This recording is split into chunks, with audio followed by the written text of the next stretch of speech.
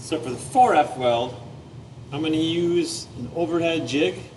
It's just a little angle iron bracket put together, clamped to the table, so we can tack weld our metal to it to get the overhead position. So I'm starting to weld along this edge hanging from my bracket. So tack weld it in place.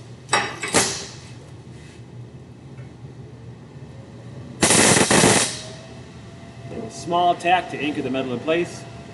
To get the 4F weld, I had to come from the bottom and weld upward and still kind of hit the vertical metal and the flat metal.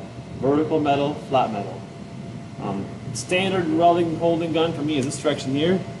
It's hard to move my elbows and have it work.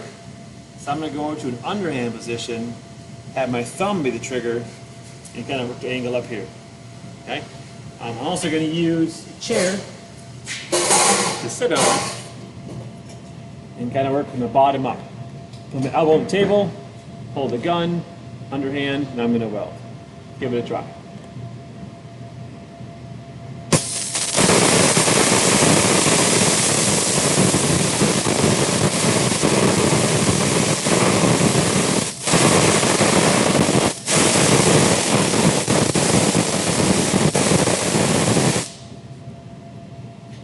See how it looks.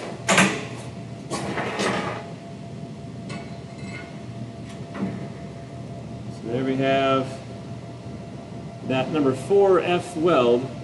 Again, it's an overlapping C pattern, looking for a consistent base, toes that dig in, even legs. That's the 4F.